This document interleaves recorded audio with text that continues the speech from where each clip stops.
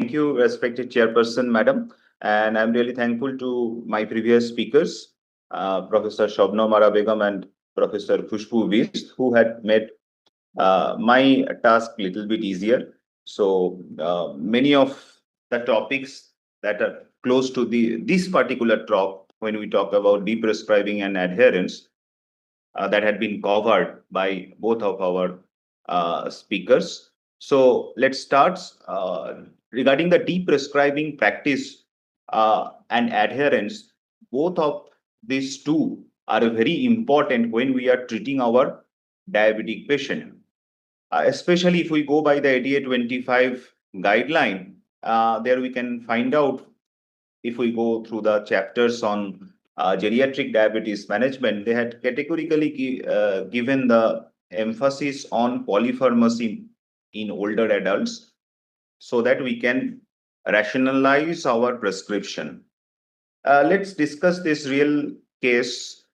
I will try to cover two of my elderly patient's history today. This is the first case, a 66-year-old male, old Mrs. AJ. She was suffering from both knee pain, severe weakness for last 5 days, pedal swelling for 5 months, history of knee joint osteoarthritis, hypertension, type 2 diabetes, and ischemic heart disease.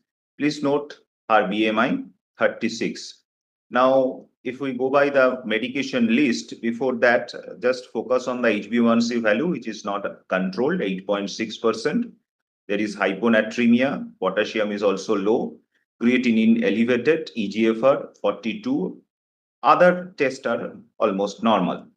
Now, for pain in both knee joints, she was consuming something which some fixed dose combination which contained diclofenac is waste basis.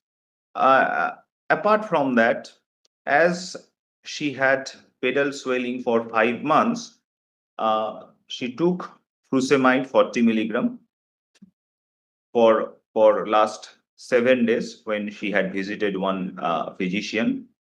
Now, if we go by the pill burden and her problems, so one of the major problem was obviously the knee pain. For that, she was consuming multiple doses of diclofenac. Look at her BMI, the weight, and we all know there are certain drugs that is present in this list which actually can cause weight gain. For an example, we can see here the glimepiride, pioglitazone, or pregabalin. Now, as she was suffering from pedal swelling, she was being prescribed with furosemide. But again, if we go by this medication list, we can find out some drugs which can cause pedal swelling. For an example, amlodipine, pioglitazone, pregabalin.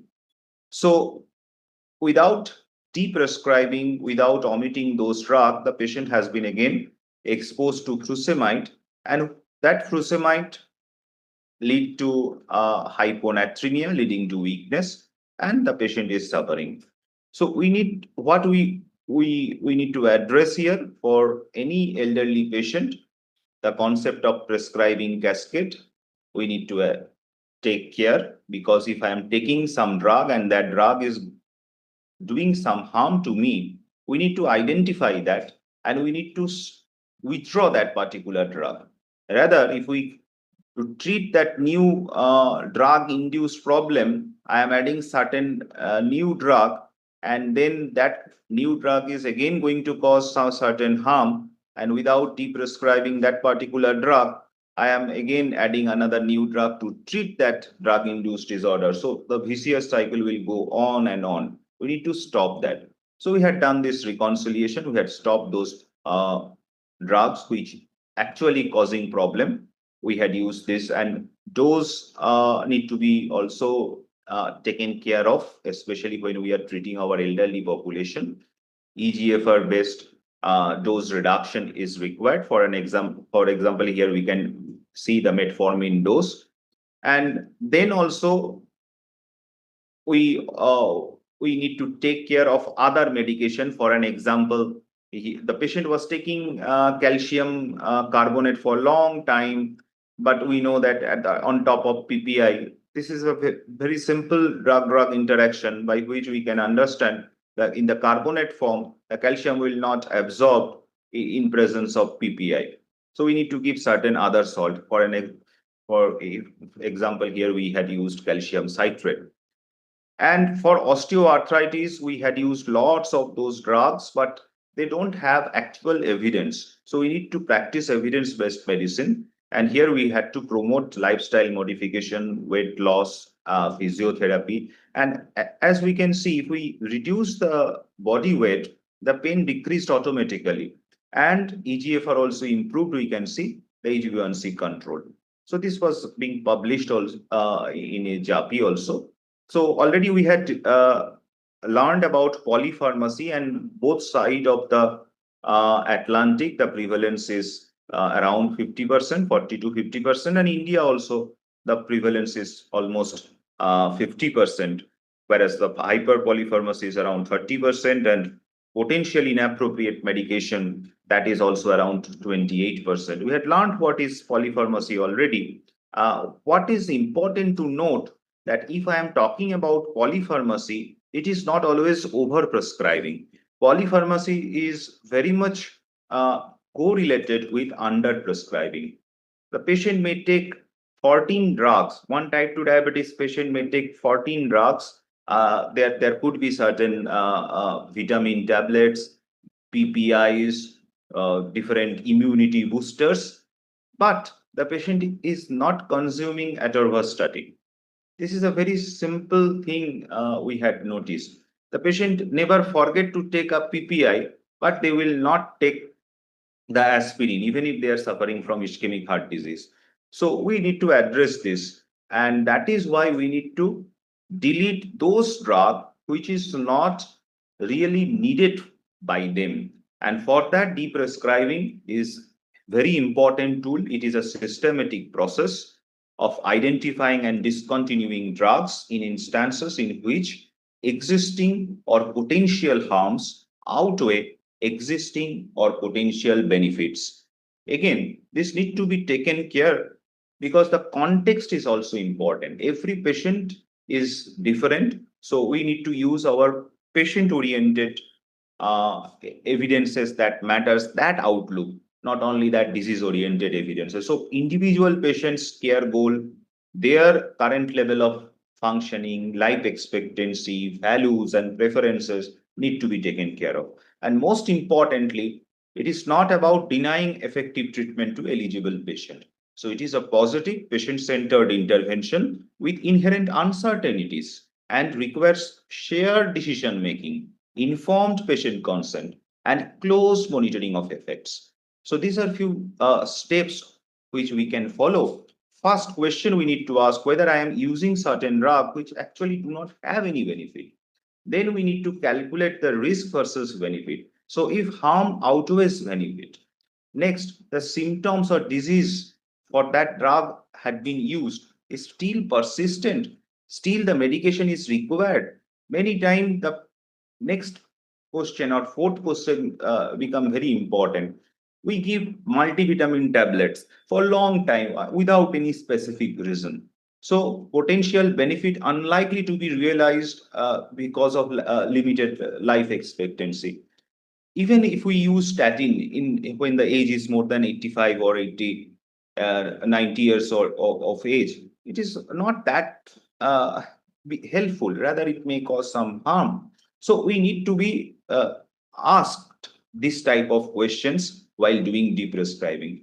I think this is a very freely available literature we had published in Bengal Physician Journal about rational deprescribing practice in elderly patient. And there we had given this important criteria for prioritizing medications who need to be deprescribed. Number one, potential for harm. Number two, lack of indication. Number three, redundant medication.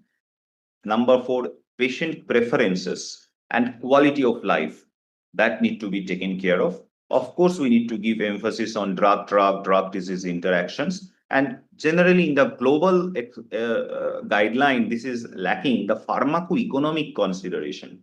That is also very important when we are trying to deprescribe certain medication.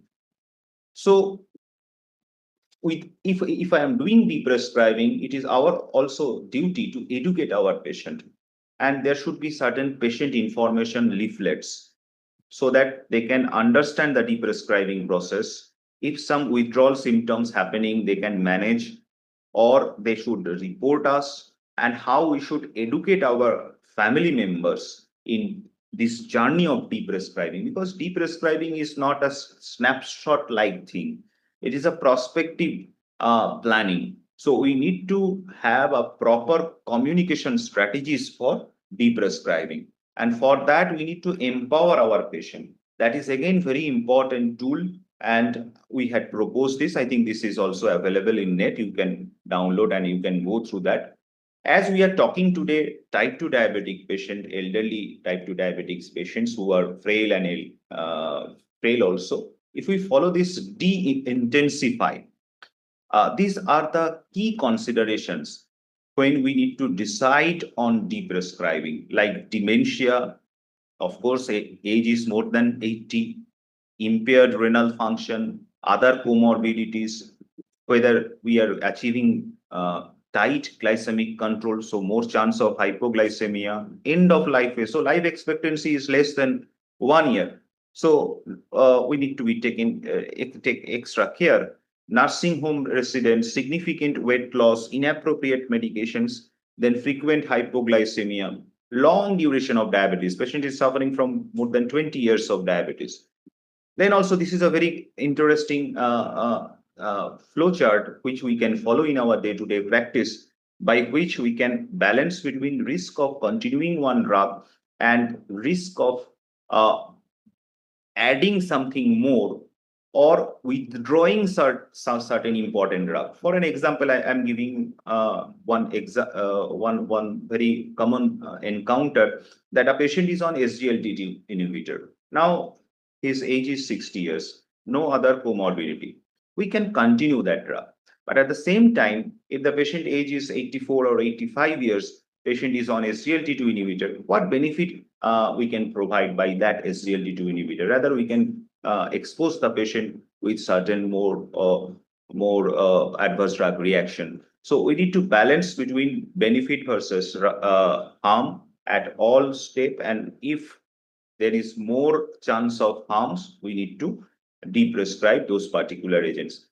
This was one paper we had done, how to deprescribe high anticholinergic burden medications in elderly patients in type 2 diabetes, that can actually ameliorate the cardiac autonomic neuropathy, especially the parasympathetic dysautonomia. Parasympathetic sympathetic dysautonomia is very common in our elderly population. We had done one study here with almost 305 patients, and there we had found the anticholinergic burden and the cardiac autonomic neuropathy and the polypharmacy, they have certain relationship. So anticholinergic burden, we had discussed. Dr. Shabnam Ara Begum also had given her view on anticholinergic burden. Now coming to the last part of my presentation, that is on the adherence issues. And the adherence is something which very much controversial. The studies from different part of India, different part of world, the prevalence you can see, some studies saying 72%, some studies saying for 50%. And even if we talk about Switzerland, there the adherence rate is 40%. So that depends on the study design, of course. But one thing is very common: if there is poor adherence, that is associated with treatment failure, increased complication, healthcare cost will be more, and prolonged treatment duration. And we need to understand drugs don't work in patients who don't take them.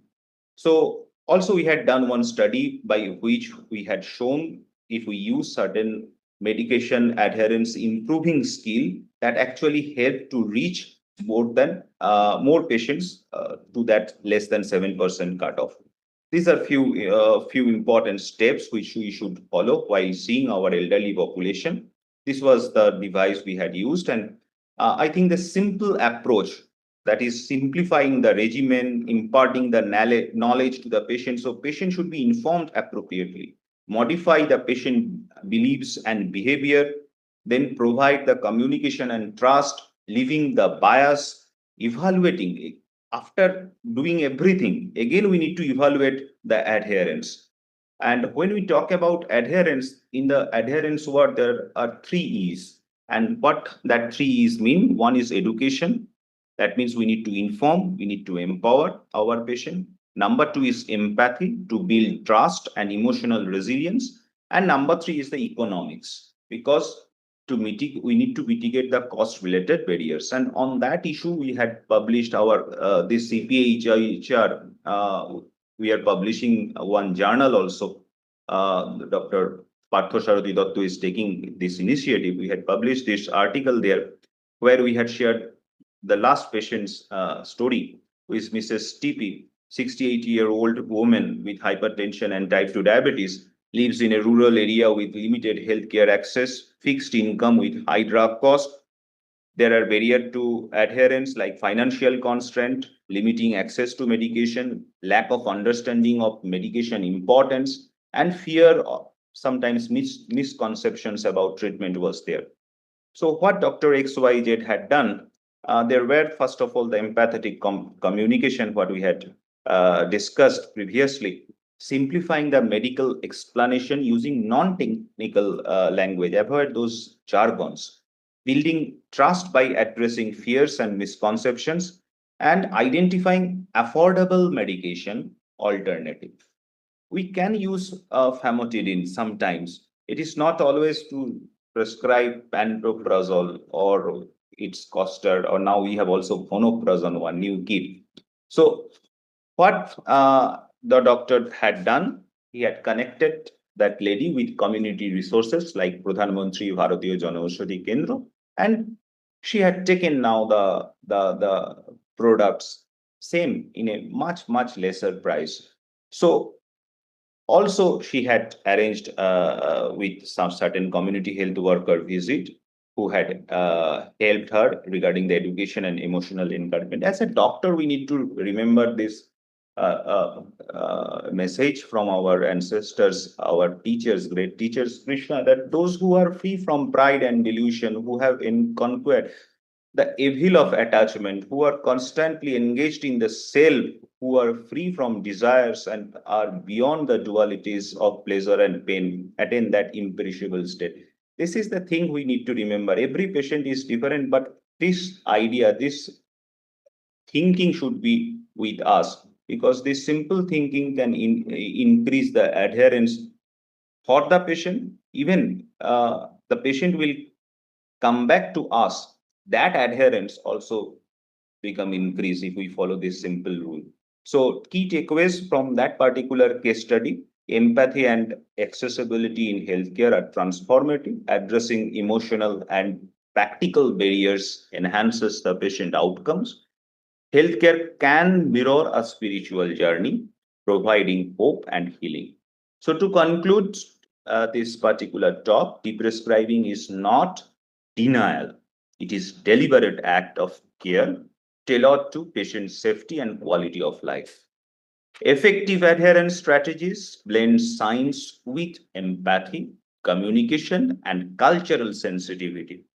We need to remember each medication review is an opportunity to de-risk therapy and realign treatment with patient goal. That is what we are talking about: clinical pharmacological reconciliation review and feedback. And we need to welcome technology also and patient education. So both technology and patient education must go hand in hand to drive sustainable adherence. So in geriatric diabetes care, less can often mean more clarity, more comfort, and more control.